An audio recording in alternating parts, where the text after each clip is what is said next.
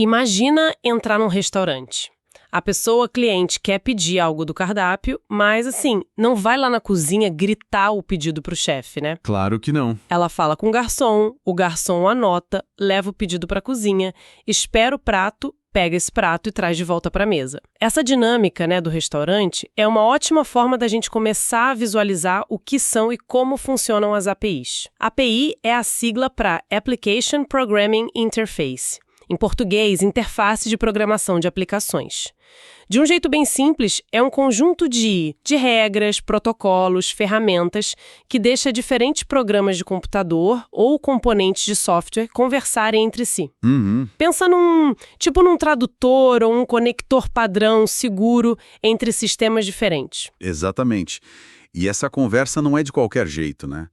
A API é como se fosse um contrato de serviço bem definido. Ah, um contrato. Interessante isso. Esse contrato define as regras, que tipo de pedido pode ser feito, como formatar esse pedido, o que esperar como resposta, em que formato. E o mais legal é que um aplicativo, o cliente, pode usar uma funcionalidade de outro sistema, o servidor, sem nem precisar saber como aquilo funciona por dentro, sabe? Entendi. Isso deve facilitar muito, né? Demais. É um pilar da eficiência hoje em dia no desenvolvimento. E o propósito disso tudo é justamente facilitar essa integração, deixar sistemas diferentes trabalharem juntos, a gente poder reutilizar funções que outros já criaram. Sim, acelera tudo. E acelera muito o desenvolvimento e, no fim, melhora a experiência de quem usa os apps, porque eles conseguem fazer mais coisas, né? Acessando dados e serviços de vários lugares. Bom, nossa análise hoje vai justamente mergulhar em vários materiais, artigos, docs, até vídeos, que explicam esse mundo das APIs. O objetivo aqui é, claro, desmistificar o que são as APIs e entender os passos básicos para interagir ou, como a gente diz, consumir uma API simples na prática.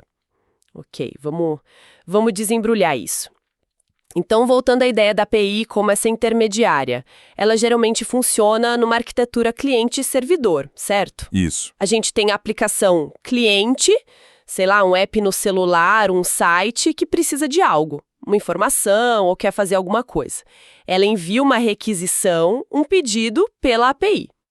Do outro lado está a aplicação servidora, um banco de dados, um sistema de pagamento, enfim, que recebe esse pedido via API, processa e manda uma resposta de volta, também pela API. Perfeito.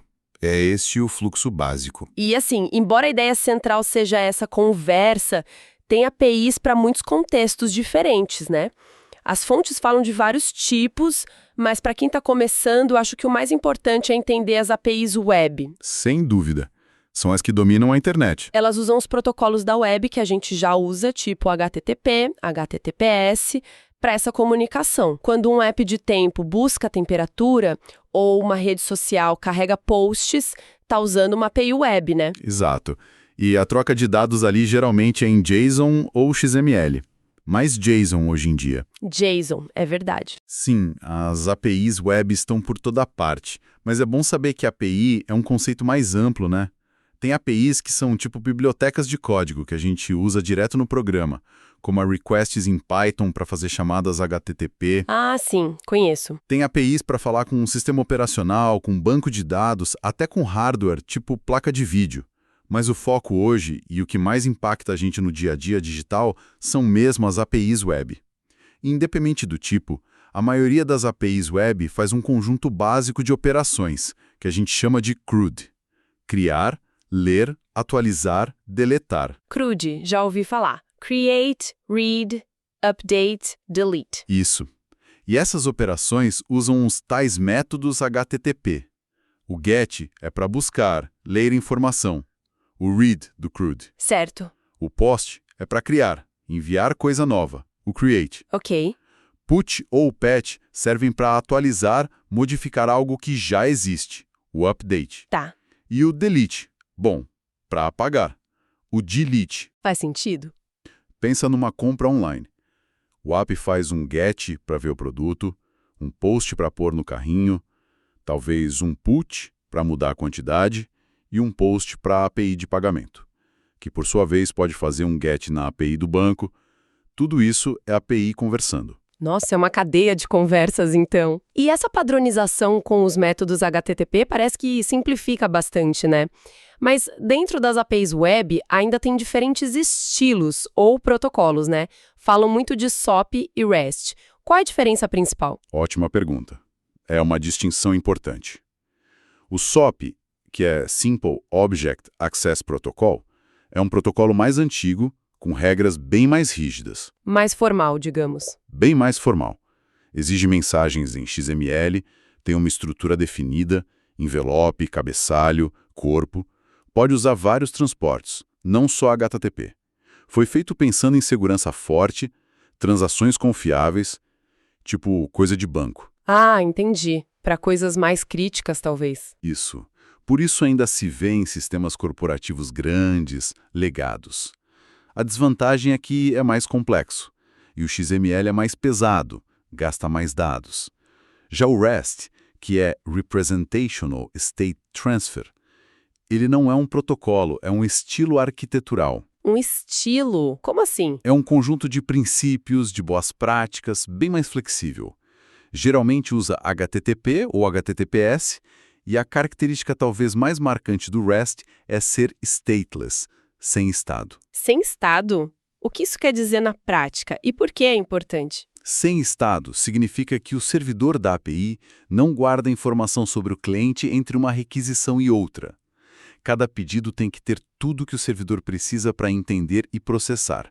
Quem está pedindo, o que está pedindo, tudo ali. Ah, então o servidor não fica guardando sessão do cliente. Exatamente. Isso foi uma revolução para escalar o app. Simplifica o servidor demais, ele não precisa gerenciar o estado de milhões de clientes. Qualquer servidor pode responder qualquer requisição. Facilita balancear carga, ter redundância. Entendi. Faz muito sentido. Cada pedido é independente. Bem mais simples e escalável mesmo. Exato. E o REST usa aqueles métodos HTTP padrão que a gente falou, GET, POST, PUT, DELETE, para dizer o que fazer com o recurso. E o formato de dados mais comum é o JSON. Aquele mais leve, né? Isso, JavaScript Object Notation. Bem mais leve que XML, fácil de ler para nós e para as máquinas. Por isso tudo simplicidade, flexibilidade, leveza, o REST virou o padrão para a maioria das APIs web hoje, especialmente para mobile, para nuvem. Legal. E além de SOAP e REST, as fontes citam rapidinho WebSocket para tempo real e RPC, que é mais antigo. Mas parece que tem uma alternativa mais nova para o REST, ganhando espaço, o GraphQL, né? Sim, o GraphQL tem crescido bastante. Foi criado pelo Facebook. A abordagem é diferente. No REST, geralmente um endpoint te dá uma estrutura fixa de dados. Tipo, usuário 123 te dá todos os dados do usuário 123. Uhum. No GraphQL, o cliente pode pedir exatamente os campos que ele precisa, e só eles, numa única requisição. Ah, que interessante. Isso resolve aquele problema de, às vezes a API manda um monte de coisa que eu nem vou usar, ou o contrário, ter que fazer várias chamadas para pegar tudo que eu preciso. Exatamente. Ele ataca o overfetching, buscar dados demais, e o underfetching, precisar de várias chamadas. Imagina um e-commerce. Mostrar nome do usuário, título dos 3 últimos pedidos e nome dos produtos em cada pedido. Com o REST, talvez fossem, 5 chamadas. Uma para o usuário, uma para a lista de pedidos, mais 3 para os detalhes. Isso. Com o GraphQL, o cliente monta uma consulta só. Quer o nome do usuário e dos 3 últimos pedidos, quer o título e nome dos produtos. E recebe tudo de uma vez, só o que pediu. É poderoso? Claro, tem só complexidade no servidor para implementar. Entendi. Bem flexível para o cliente. Ok, a teoria está ficando mais clara. Tipos, estilos como REST, GraphQL, mas e na prática? Como a gente usa uma API, como consome uma API de terceiros, aquele exemplo de enviar SMS por API parece bom. Perfeito. Consumir uma API é seguir um roteiro, e as fontes concordam nos passos essenciais. Passo 1, ler a documentação. Esse é o principal, né? O manual. Fundamental. É o contrato. Uma boa documentação diz tudo.